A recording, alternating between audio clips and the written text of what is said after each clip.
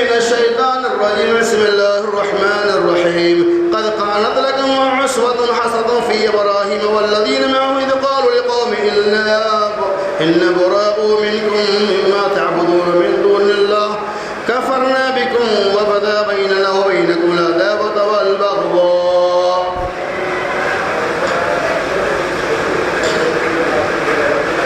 ہر قسم کی حمد و ثنا، بڑائی اور کبریائی، ثنا اور خوبی، تعریفات اور تسبیحات اللہ تبارک و تعالی کے لیے ہے۔ آج کی اس خطبہ جمعہ میں حیات ابراہیمی قرآنی آیات کی روشنی میں آپ کے سامنے پیش کیے جائیں گے۔ یہ حیات ابراہیمی جس کی مناسبت سے پوری دنیا کے اندر مسلمان قربانی جیسی عظیم الشان سنت ابراہیمی کے اوپر اپنے ایثار و قربانی کا جذبہ پیش کرتے ہیں، اور اس بات کے یقین کے ساتھ کہ اللہ تبارک و تعالیٰ تیری راہ میں ہم جس طرح سے جانوروں کی شکل میں قربانیاں پیش کر رہے ہیں، اسی طرح سے وقت آنے پہ ہم مالی اور اپنی روحانی قربانیاں بھی جانی قربانیاں پیش کریں گے۔ اللہ تبارک و تعالی نے سورہ ممتنع پارہ نمبر 28 آیت نمبر 4 کے اندر اعلان فرمایا قد كانت لكم أسوة حسنة في إبراهيم والذين معه۔ پہلے اب ترجمہ ملحظ ہے، اللہ تبارک و تعالی نے فرمایا قد كانت لكم في أسوة، قد كان لكم، تحقیق کے تمہارے لیے حضرت ابراہیم علیہ السلام کی زندگی نمون اور ایڈیل ہے۔ والذین معه، اور وہ لوگ بھی جو آپ کے ساتھ ہیں۔ وَإِذْ قَالُوا لِقَوْمِهِ، اور جب ان لوگوں نے اپنی قوم سے یعنی ایمان والوں نے یہ کہا کہ إِنَّا بُرَاءُ مِنْكُمْ، بے شک میں تم سے وَمِمَّا تَدْعُونَ مِن دُونِ اللَّهِ، اور ان معبودوں سے بھی الگ تھلگ ہوں جن کی تم عبادت کرتے ہو۔ وَكَفَرْنَا، اور ہم اس کا منکر بھی ہیں۔ کب تک؟ ہمارے درمیان اور تمہارے درمیان بغض و عداوت قائم رہیں گی۔ کب تک؟ جب تک آپ شرک کے اوپر عمل کرتے رہیں گے۔ حتی تؤمن باللہ، یہاں تک کہ تم اللہ تبارک و تعالیٰ کے اوپر ایمان لے آؤ۔ اس آیت پاک کے اندر اللہ تبارک و تعالیٰ نے امت کو ایک بہت بڑا پیغام دیا ہے۔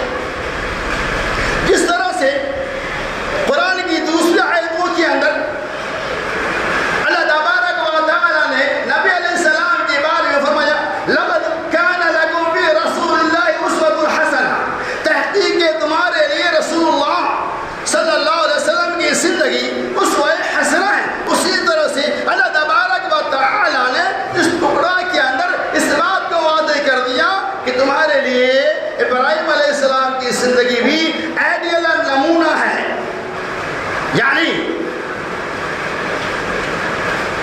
ان کی سوانح زندگی کے ذریعہ بھی اپنے اندر انقلاب پیدا کر۔ دیکھو کہ ابراہیم علیہ السلام نے اپنے رب کو کیسے پہچانا، ابراہیم علیہ السلام نے توحید کو کیسے سمجھا۔ قربانی کا مقصد کیا ہے؟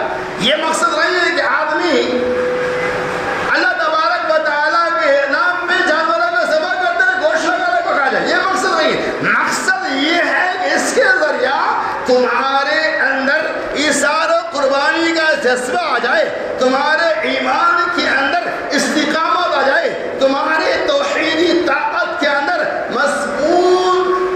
مضبوطیت آ جائے، تمہاری توحیدی طاقت و قوت کے اندر استقامت آ جائے، تم توحید کو سمجھنے لگو۔ پوری زندگی کا جو محصل ہے وہ یہ کہ توحید کو کس طرح سے ابراہیم علیہ السلام نے سمجھا، ہمیں اور آپ کو بھی سمجھ کر اس کے مطابق عمل کرنا ہوگا. یہ مقصد سوال ہے ابراہیمی اور اس قربانی کا. ابراہیم علیہ السلام کی پوری زندگی ابتلا و آزمائش کی آماش گاہ ہے. اللہ تبارک و تعالی نے زندگی کے ہر موڑ پہ آپ کا امتحان لیا. ہر لمحہ ہر گوشہ آپ آزمائش کے اندر مبتلا تھے. لیکن اللہ تبارک و تعالی کے خاص کرم ہوا, انعام ہوا کہ اللہ تبارک و تعالی نے ہر موڑ پہ آپ کو کامیابی عطا فرمائی. وَإِذْ قَالَ إِبْرَاهِيمُ لِأَبِيهِ آزَرَ, جیسے قرآن نے کہا وَإِذْ قَالَ إِبْرَاهِيمُ لِأَبِيهِ آزَرَ أَتَتَّخِذُ أَصْنَامًا آلِهَةً إِنِّي أَرَاكَ وَقَوْمَكَ فِي ضَلَالٍ مُبِينٍ. اللہ تبارک و تعالی نے فرمایا وَإِذْ قَالَ إِبْرَاهِيمُ لِأَبِيهِ آزَرَ, اور ابراہیم علیہ السلام نے اپنے باپ سے کہا, آزر سے کہا, کیا کہا؟ اے میرا پوچھا آپ اللہ تبارک و تتخذوا أصناما آلهة, اللہ کے علاوہ دوسرے کو معبود بنا لیے. إني أراك وقومك في ضلال مبين, میں دیکھتا ہوں کہ آپ اور آپ کی قوم کھلی گمراہی کے اندر ہے. وَكَذَلِكَ نُرِي إِبْرَاهِيمَ مَلَكُوتَ السَّمَاوَاتِ وَالْأَرْضِ وَلِيَكُونَ مِنَ الْمُوقِنِينَ. اللہ تبارک و تعالیٰ کا خاص کرم ہے. سورہ انعام کے اندر اس کی تفصیل موجود ہے. اللہ کا خاص انعام ہے کا اسی طرح سے ہم نے ابراہیم علیہ السلام کو زمین و آسمان کی کل مخلوقات کو دکھلایا. اور بعض تفصیل کے واسطے میں نے زمین و آسمان کا سیر کرایا, آپ مختلف مقامات کا سیر کیے. وَلِيَكُونَ مِنَ الْمُوقِنِينَ, تاکہ آپ کو آپ کے رب کی طرف سے یقین کامل ہو جائے.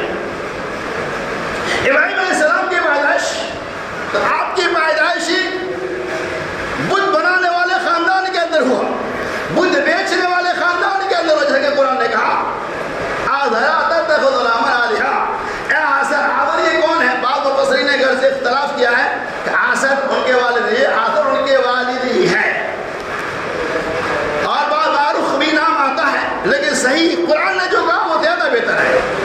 اب ابراہیم علیہ السلام پریشان ہے کہ آخر میں کروں تو کیا کروں, میں فیصلہ کیسے لوں. اللہ تبارک و تعالیٰ سے امیدیں بھی وابستہ رکھتے رہی, اللہ سے امیدیں بھی قائم رکھتے رہی. اور قرآن نے آگے بیان کیا کہ ابراہیم علیہ السلام نے اپنے توحید کو کیسے پہچانا, ابراہیم علیہ السلام کو اپنے رب کی معرفت کیسے حاصل ہوئی. قرآن نے وعدے کر دیا کبھی وہ آسمان میں چکماتا لگاتے ہوئے ستاروں کو دیکھتا اور کہتا کہ یہ میرا رب ہے. جب ستارے کی طاقتیں مفقود ہو جاتی, ختم ہو جاتی, کہتا یہ تو رب نہیں ہو, ڈوب گیا. لا احب العافلین, میں ڈوبنے والوں کو رب نہیں مان سکتا. جب ستارے کی طاقتیں مفقود ہو گئی, ان کی نظر آسمان میں پڑی اور کہا یہ آسمان بہت بڑا ہے, شاید یہ میرا رب ہو سکتا ہے. اللہ کی معرفت کیسے ہوتا ہے, توحید کیسے انسانوں کے دلوں میں داخل ہوتی ہے, وہ دیکھیے.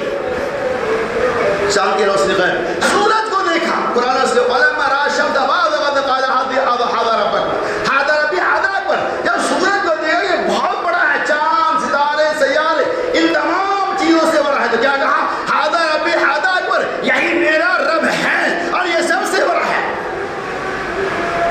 اور جب سورج کی شعاعیں بھی ختم ہو گئی, وہ کسی اور کے محتاج تھے, روشنیاں غائب ہو گئی, گرمی کی تمادت ختم ہو گئی, روشنی غائب.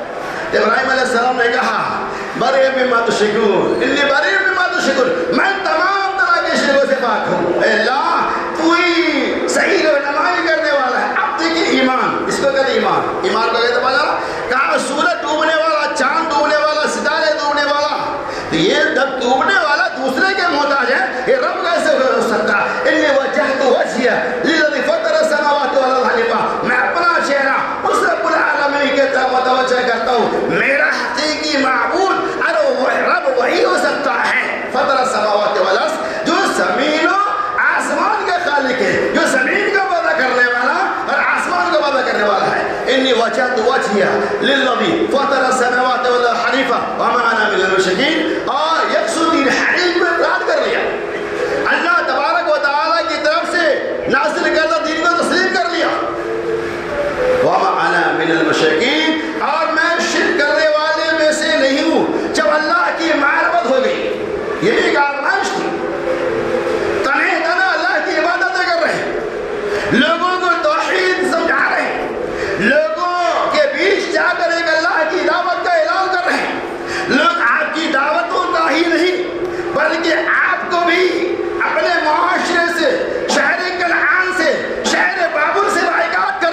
لیکن آپ اپنی دعوت و تبلیغ میں لگے رہے، اللہ کی دعوت کو پہنچاتے رہے، اور پہنچاتے پہنچاتے قرآن نے سورہ بقرہ کو پڑھے، قرآن نے کہا الم تر الذی حاج فی ابراہیم ربہ، کیا آپ نے ابراہیم علیہ السلام کی طرف نہیں دیکھا جس نے حجت کیا اس سے؟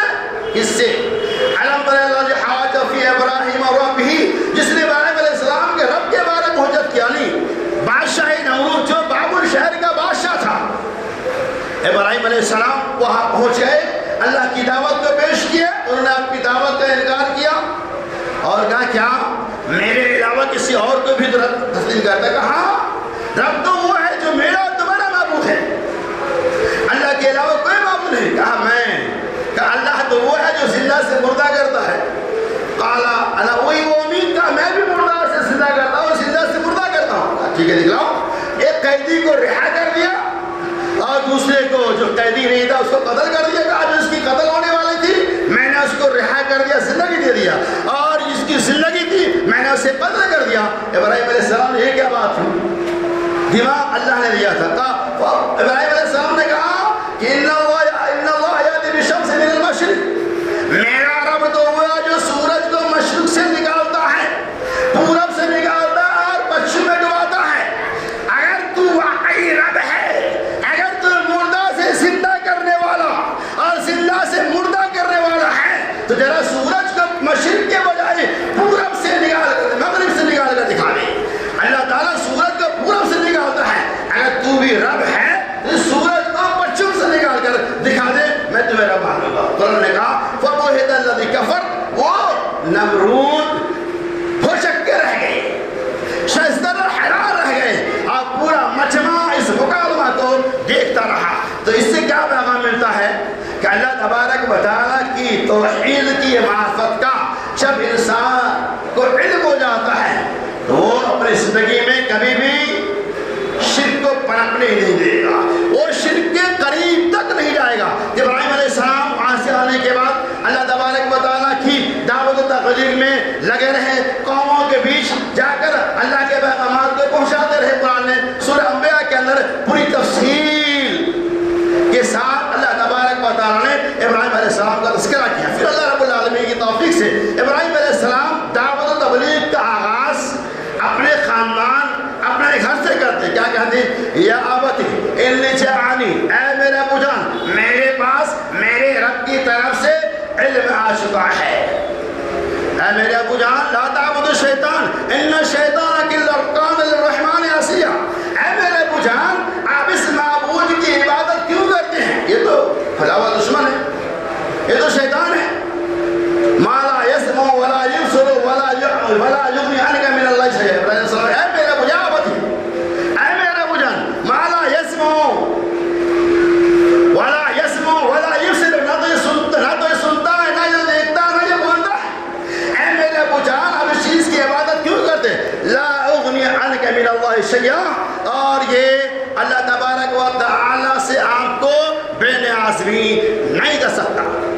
یہ دعوت و تبلیغ اپنے خاندان والوں کے بیچ پہلے دے رہے ہیں، لیکن قوم کے ذہن و دماغ کے اندر جب شرک و کفر کوٹ کوٹ کر بھر چکا ہے تو اس دعوت کا ان کے اوپر کیا اثر پڑے گا۔ اور جیسے میں نے پڑھا تھا سورہ ممتحنہ میں، ممتحنہ کے اندر اللہ تبارک و تعالیٰ نے واضح کر دیا اور کہا کہ ما تعبد من دون اللہ، کہ تم اللہ تبارک و تعالیٰ کے علاوہ جس کی عبادت کرتے ہو اس سے بھی میں بیزار ہوں۔ وَبَرَاءُ مِنْكُمْ، اور میں تم سے بھی برات کا اظہار کرتا ہوں، میں تم سے بھی یعنی اپنے خاندان والوں سے بھی میں بری ہوں، اور میرے خاندان والے جن معبودان باطلہ کی عبادت کرتے ہیں میں اس سے بھی الگ تھلگ ہوں، اور ہمارے درمیان تمہارے درمیان جدائی صرف اور صرف ایمان کی بنیاد پر ہے۔ ایمان کی بنیاد، اگر ایمان میں آ جاؤ ہمارے تمہارے درمیان اتفاق اور اتحاد پیدا ہو جائے گا۔ اور کیا کہا وہ دیکھیے کہ یہ ہمارے درمیان عداوت اور بغاوت، ہمارے اور تمہارے درمیان دشمنی اس وقت تک رہیں گی حتی تؤمنوا باللہ، یہاں تک کہ تم اللہ پر ایمان لیا۔ آپ نے سنا جب قوم کے لوگوں نے شہر کنعان سے آپ کو نکال دیا، وہ کیا لمبا بالاختصار بتا رہا ہوں،